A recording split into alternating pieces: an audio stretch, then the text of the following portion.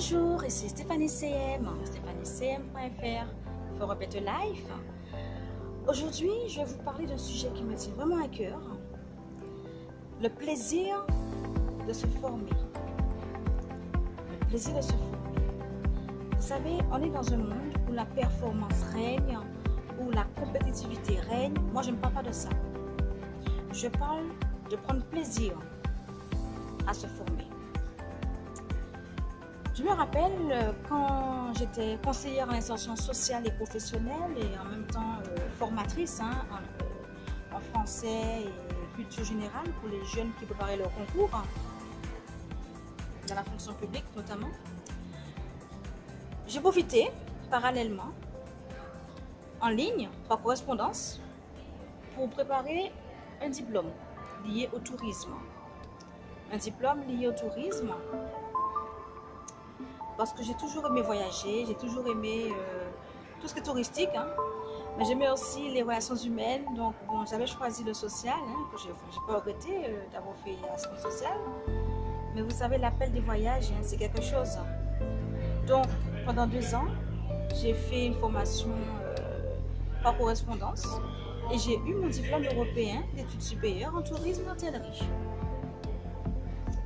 Voilà, j'ai fait ça dans une école en métropole qui est liée à l'Europe, tout en restant chez moi puisque je ne me voyais pas quitter ma famille pendant 2 ans, comme ça, et je travaillais de toute façon.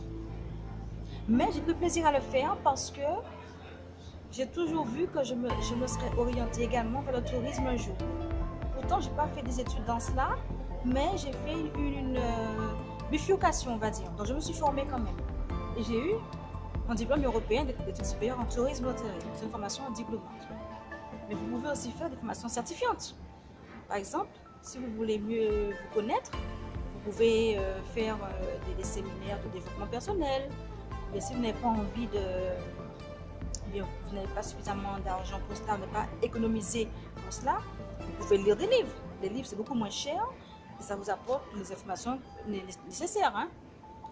Donc, des livres sur le développement personnel, par exemple. Si vous voulez apprendre à parler anglais, approfondir votre anglais, votre espagnol, votre japonais, j'en sais rien, mais vous lisez des livres en anglais, mais qui sont liés, par exemple, si vous aimez les voitures, des journaux liés aux voitures, par exemple. Ça passe très bien. Donc, c'est l'anglais et ça parle de ce que vous aimez le plus. Vous aimez, je ne sais pas, la géographie. Prenez des livres qui parlent des pays. Ça sera en espagnol, ça sera écrit en espagnol. Si vous voulez revoir l'espagnol, vous allez en même temps visiter des pays. Maintenant qu'il y a Internet, vous pouvez voir sur Internet des articles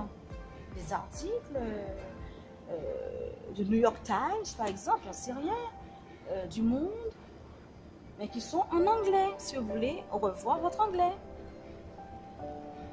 Ou l'espagnol, le japonais, bon, c'est vous qui décidez, bien entendu.